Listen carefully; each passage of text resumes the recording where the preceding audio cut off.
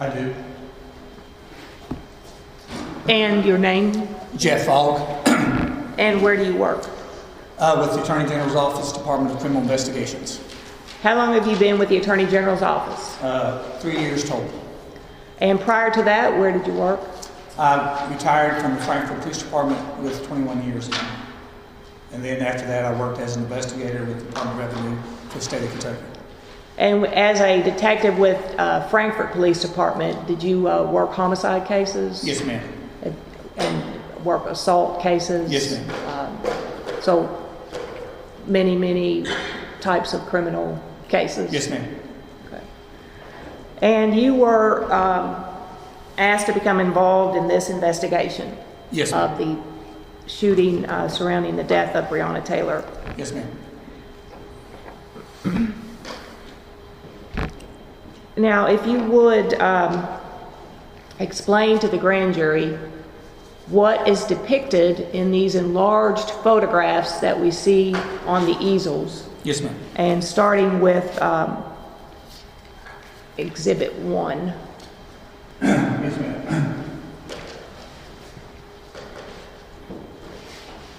Exhibit 1 is a Google Earth overview of the area to include Springfield Drive.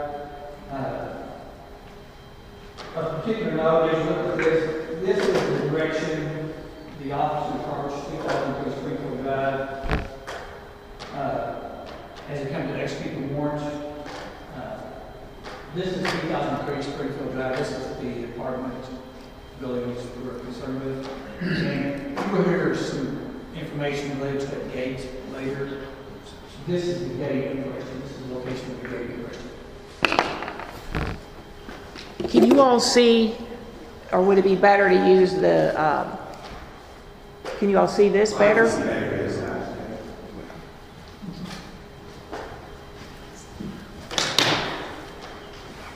Okay, so that's Exhibit 1 of the overall. Go on the screen there, could you point out that gate again, where it is? The gate right here, you will hear some testimony or some information related to the gate. That is right here.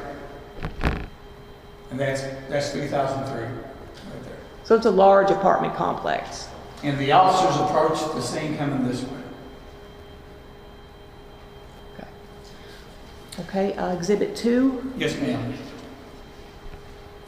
This is a frontal shot of St. Anthony Garden Apartments, 3,000 feet Springfield Drive.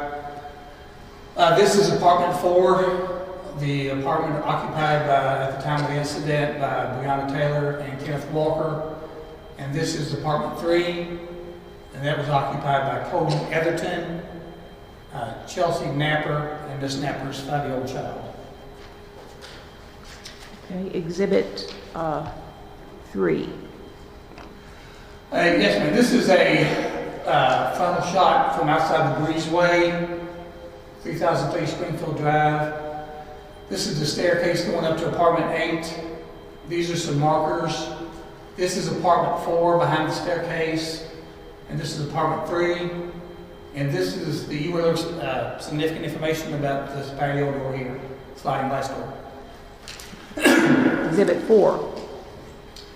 This is a different view, different angle from the same, apartment building. This is the sliding glass on the door of the apartment. This is the bedroom window to apartment 4. That was Janiyah Palmer's apartment. That's Miss Breonna Taylor's sister. She was not home at the time of the incident. That's her bedroom window? Yes, ma'am. Right here. Exhibit 5. This is a closer shot of inside the breezeway. Once again, this is a shot of the apartment 4 with the door open. This is a cell phone belonging to Kenneth Walker, and this is the shot of outside apartment 3. Once again, apartment 3 is occupied by Cody Etherton, Chelsea Napper, and Miss Napper's 5-year-old child. And 6. This is it's a difficult turn angle, but what this is, okay, there we go. This is a shot from outside apartment 4 with the door open, Kenneth Walker's phone, and Miss Taylor lying at the end of the hallway. It's difficult to see because of the shadowing, but Miss Taylor's in the hallway. And Exhibit 7. Okay, this is a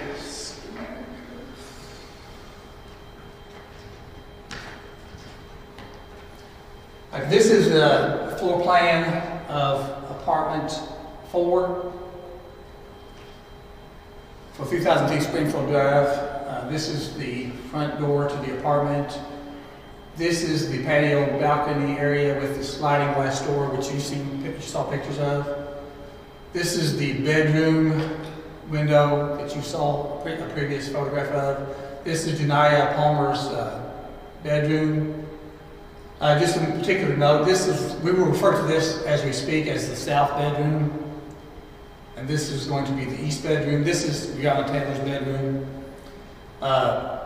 This is, in actuality, is the full bath. And this washer and dryer are located right here. So this is the one called. We'll be seeing some photographs and speaking of a closet in this apartment room, this apartment, and this is the closet we're referring to. And Exhibit 8. And this is a floor plan of apartment 3.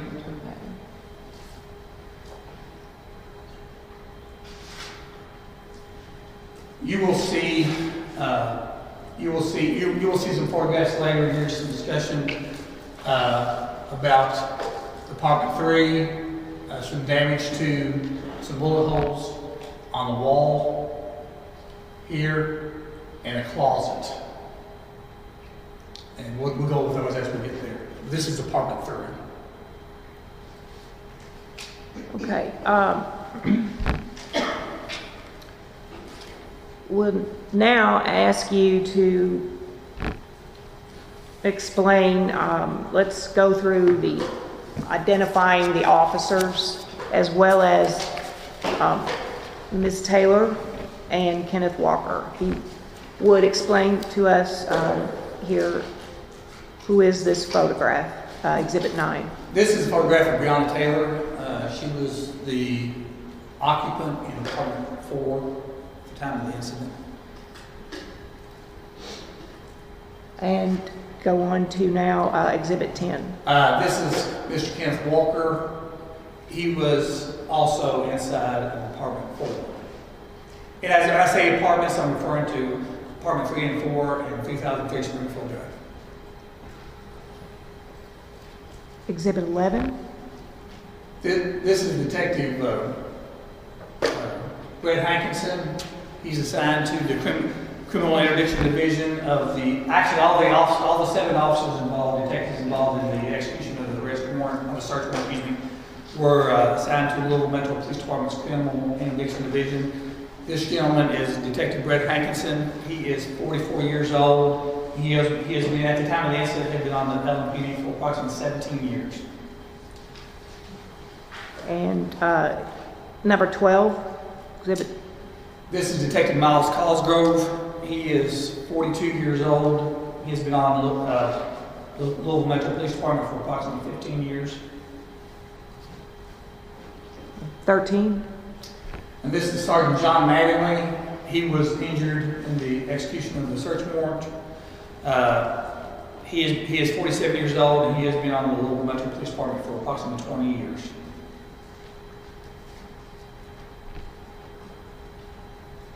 14. This is Detective Mike Nobles. He was the detective that was carrying the ram as the search warrant was being executed. And has he been on the force? I don't have that. As long as I don't have that information. Okay. 15. This is Detective Tony James. He has been on LMPD since 2005, so approximately 15 years. Oh, actually, no, can't keep actually correction.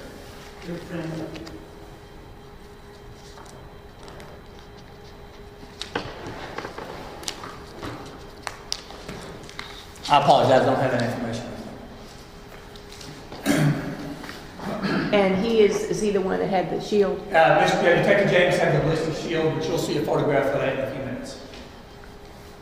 You said you don't have a years of service? I do not have it with me, so I apologize. Would you be able to get that at some point? Yes, ma'am. Okay. Okay, so number 16. Exhibits. This was Lieutenant Sean Hoover. Lieutenant Hoover has been on the police department since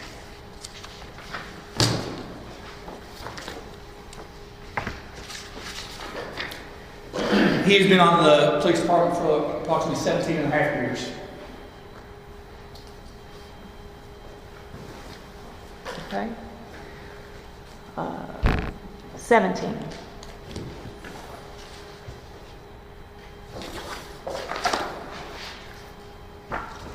This is Detective Mike Campbell.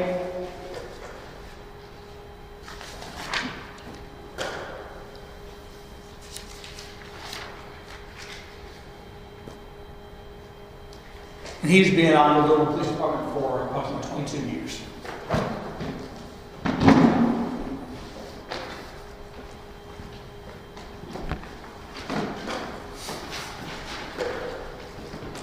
Okay.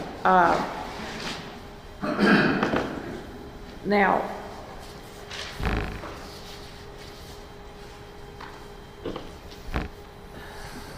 during the investigation immediately following the shootings, there were photographs taken of the scene by the crime scene unit. Yes, ma'am. Let's start here with Exhibit 18 and tell us what is in this photograph. This is a photograph. All the crime scene photos were taken by LPD's crime scene unit technician Tracy Guthrie. This is a photograph taken on the morning of March the 13th in front of 3003 Springfield Drive. This vehicle here, this white SUV, was driven by Aaron Sarfy to the scene. Prior to all this going on, he had arrived to pick up his child from apartment number 8, who was at the babysitter in this apartment, which was directly above apartment 4. This SUV was driven to the scene. This vehicle was driven by Sergeant John Maynard to the scene. Okay. 19. This is a shot inside the breezeway of 3003 Springfield Drive. Once again, this is an open door to apartment 4. Once again, occupied at the time by Breonna and Kenneth Walker. And this is apartment 3. At the time the incident was occupied by Cody Etherton and Chelsea Napper, Miss Napper's 5-year-old child. Next. This is a shot of the outside from outside, looking at the patio sliding light glass door inside apartment 4. You can see the damage, and you'll see additional photographs later. But this one, you can see the damage done from the big shots fired from outside the apartment. Go ahead. This is a different shot, closer-up shot of the same sliding glass door. You see the damage to the window itself, and then some damage to the screen on the door. 22. Let me back up a minute. This is the door we're speaking about, the sliding glass door. And this is this window here to Janiyah Palmer's bedroom. And this shows damage to the window and the window frame, window trim. You have one full entry hole, second one, 3, 4, and 5. So 5 to the window, and 4 to the window, 1 to the frame. 23. This is a shot inside the breezeway leading to apartment 3 and apartment 4. This is a shot of the ram used by Detective Nobles to breach the door. This is a shot of the ballistic shield that was carried by Detective Tony James at the time the warrant was being served or executed. 25. This is what we saw previously. This is, once again, this is a shot of inside apartment 4, taken outside in the breezeway. Kenneth Walker's cell phone, the entryway there, and the hallway with Miss Taylor lying on the floor into the hallway. 26. A little different view, but that's basically the same shot. You will see, just a note, you see this light, and you will see later on, you'll see that light was turned on by the members of the Louisville SWAT team later on. 27. This is a shot of inside the apartment 4. This is the front door. You'll see the damage done by the ram as they reach the door. And this is the dining room area, kitchen area. 28. This is in the dining room area on the wall in apartment 4. All the shots you see from the next few shots will be from apartment 4. You'll see damage to this here, right below and on the clock from a bullet strike. You see one here, and you see one here. 29. And this is a different angle of the same area. You'll see these 3 bullet strikes with scene markers. This one. This has a trajectory rod inserted into it. And this is a 4th bullet strike on the chair railing, also with a trajectory rod in it. And number 30. Once again, this is in apartment 4. The shot was taken from inside the apartment back toward the entry door, just showing the general overview of this room. So if you were standing right inside the sliding glass door, this is what you would see? Yes, ma'am. Yes, ma'am. Because the shot was taken from this way, going back toward the front door, and so you would see the sliding glass door be on this side here. Okay, number 31. This is inside the apartment. This is a shot from inside apartment 4, taking a shot and showing the damage to the curtains and the vertical blinds and the broken glass. Once again, this was this area here. And this is the sliding glass door? Yes, ma'am. This is the sliding glass door. From the inside? Yes, ma'am. And those were some of the blinds that had been shot down? Yes, this is a shot of showing damage to the vertical blinds as well as the glass to the sliding glass door and damage done to the curtains. Number 32. Same door, same sliding glass door in apartment 4. Just a different shot showing you the damage to the glass and to the vertical blinds from the shots that were fired outside the door. 33. External shot taken during the day externally of the sliding glass door. This one has seam markers in it, shows you bullet entry holes to this area. 1, 2, 3, 4, 5. 34. This is a shot camera, a photograph from inside the hallway of apartment 4, showing Miss Taylor on the floor toward the back of the hallway. 35. This is a bullet strike on the hallway, same hallway that Miss Taylor is lying. This would be in this general area. And 36. And And this is Miss Taylor, showing Miss Taylor at the end of the hallway. It's difficult to see because of the lighting, but she would have been down here in this general area here. We see. If you all want to refer to this Okay. screen here, This might be a little bit. but the pointer won't work. Okay. But If you'll see, if you're looking at Miss Taylor, on her arm, where's the pointer at?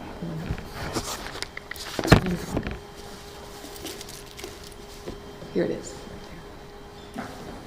This might be a little, for this photograph, it's a little bit better.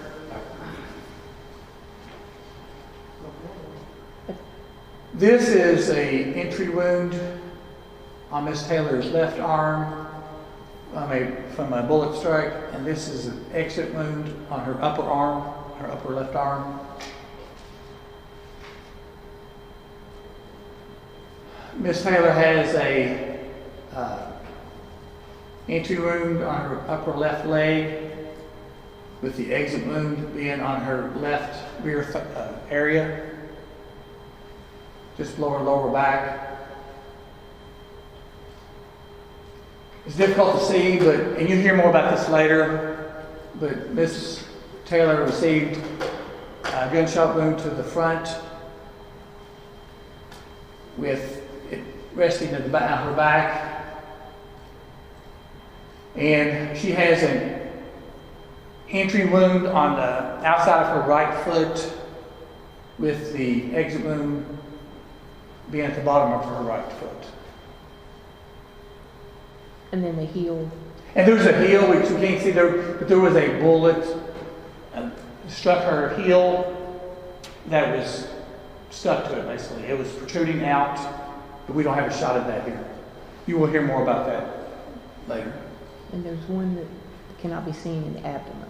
Okay. And there's another one that we can't see anything reference to in the abdomen area. Okay. 37, which I think you've explained. And that's another shot of Miss Taylor.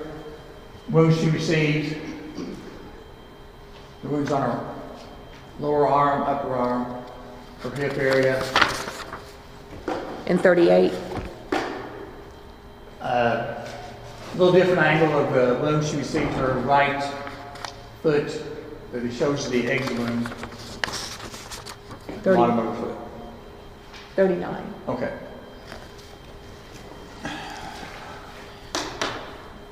Photo 39 is a shot going into the east bedroom, which is Miss Taylor's bedroom.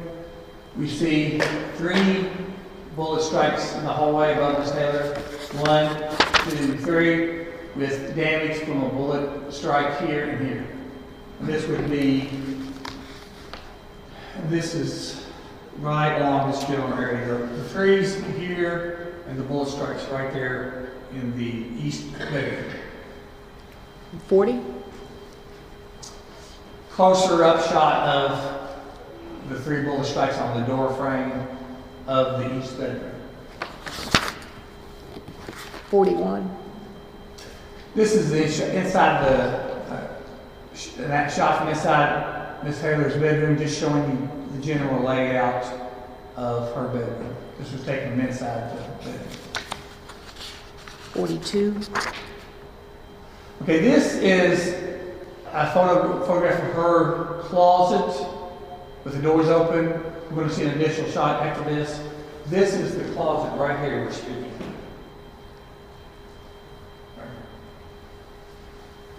43.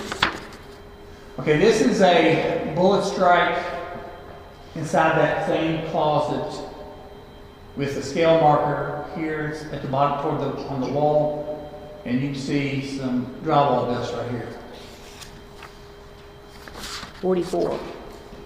And this is a shoebox that was removed from that closet with a hole from a bullet strike right here on the end of the shoebox. That was taken from that closet. Yes, ma'am. Taken from a closet in Miss Taylor's bedroom, in the east bedroom. 45. This is a shot of the bathroom in Miss Taylor's bedroom right here. Once again, this is a full bath. I mean, it's the half bath. This is inside Miss Taylor's bathroom. 46. This is a outside shot going into Janiyah Palmer's bedroom, which we are referring to as the south bedroom, right here. And 47. A little closer up shot, mid-range shot of inside Miss Palmer's bedroom. She was not home at the time of the incident. 48.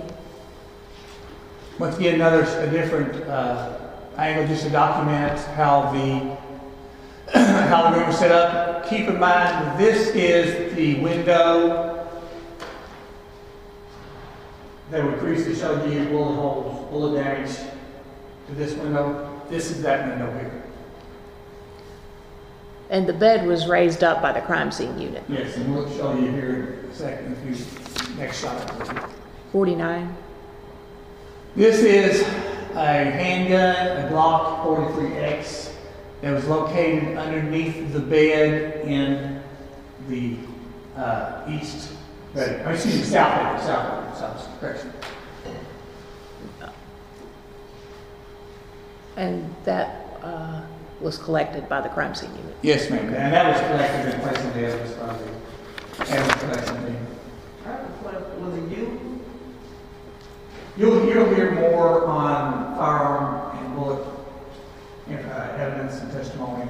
Was that By detective. Was it used? was that identified as the Kenneth Walker gun? Yes. We believe that was identified as the handgun used by Kenneth Walker. Do you found it under the bed? That's where it was? Yes, ma'am. Yes, ma'am. That was initially located, you'll hear during by the SWAT team as they cleared later on, they cleared the apartment. 50. Okay, this is a open dresser drawer inside the east bedroom belonging to Janiyah Palmer. South. Correction, I keep saying south, I apologize, south.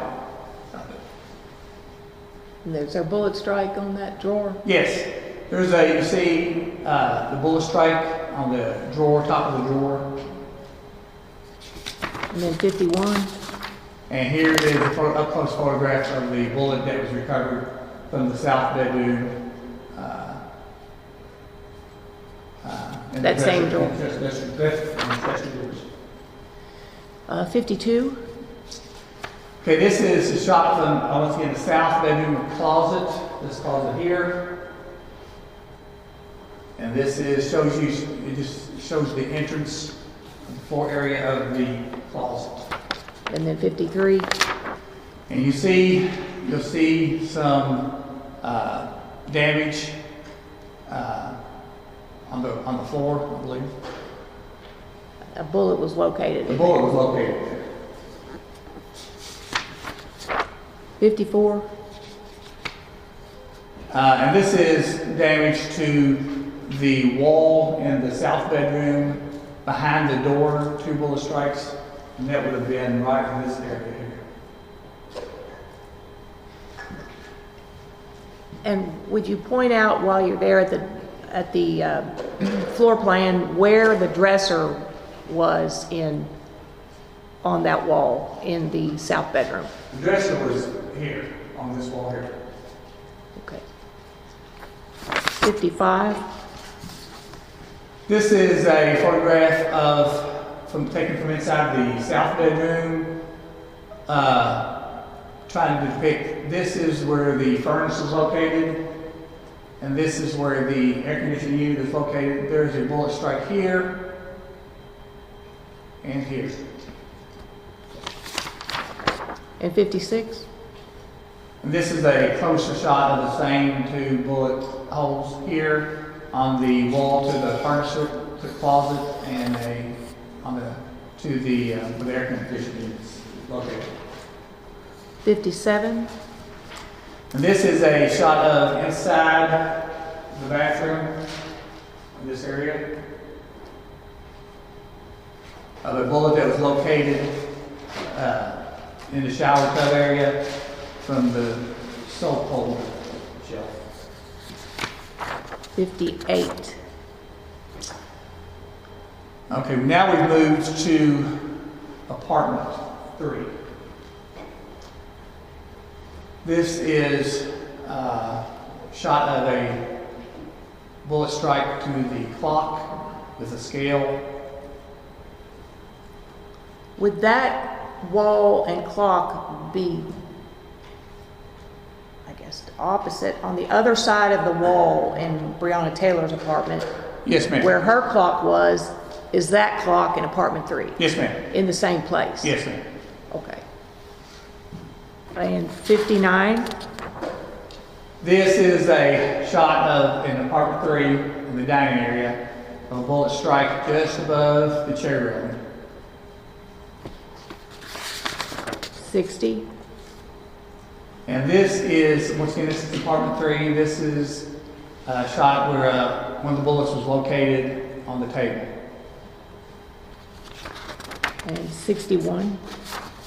And this is in apartment 3, this is damage done to the sliding glass door in apartment 3. You see the broken glass. The lighting's kind of difficult to see, but there's damage done to the glass here. From bullets? Some bullets, yes. And that's a little clearer, just not quite as dark up there. Could you point out on the floor plan of apartment 3 where the sliding glass door is? This is the sliding glass door in apartment 3. And the front door is where? This is the front door here. This is the dining area. So where was the clock? The clock in the apartment, where was it? The clock. Right here. The dining room's backed up to each other. Yeah, exactly. That's exactly what it was. This right here is backed up to this. Keep in mind what I get ready doing that. We kind of skipped over that a second ago. But Detective Hankinson was firing this way from a south to north direction. So if this was flat, Detective Hankinson is in this area somewhere. I'm going to break that down in just a second after we get through the photograph. I believe that is the last photograph. Okay. Just until we get to the next part.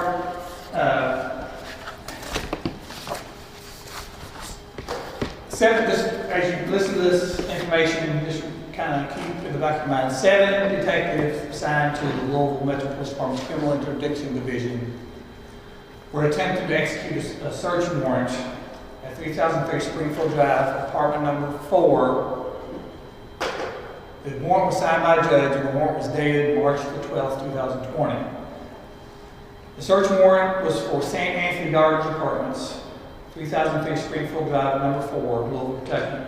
The warrant was a no-knock warrant. They decided to serve it as a knock warrant, knock and announce.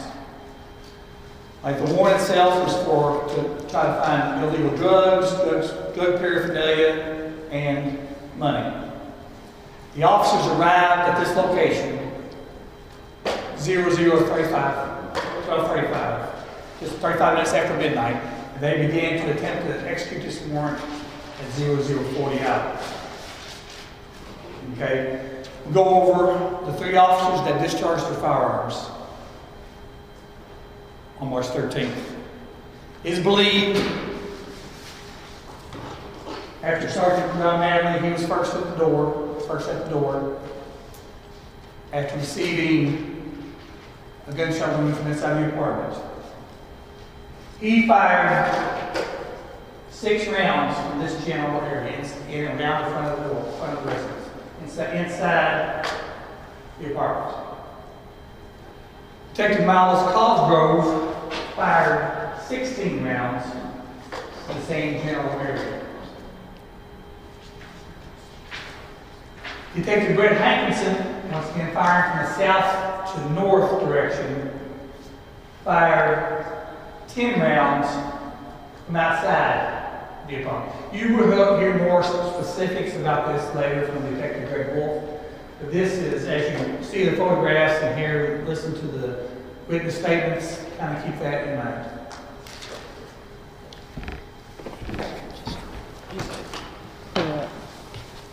I just want to go back for a second to years of service for Detective Mike Nobles. Yes, Detective Mike Nobles has been on the Louisville Metro Police Department for approximately 14 years. And Detective Tony James has been on the Louisville Metro Police Department for approximately 20 years. Okay, thank you. Now, you also obtained a copy of the video that was filmed of the crime scene? Yes, ma'am. And this, was the video taken prior to any evidence collection? Yes, we're getting ready to show you a video that was taken by LMPD's crime scene unit technician Leak. It was videotaped on the morning of March the 13th. As you notice the video, as you see it being played, you'll notice there are no markers, which is standard. They usually videotape the scene before anything is added to or removed from the scene. And as you see, it was taken from a west to east direction. Is it okay if I take a shot of that freeway, just a shot? Short bathroom. Yes, let's just take a, 10-minute break? That'd be good?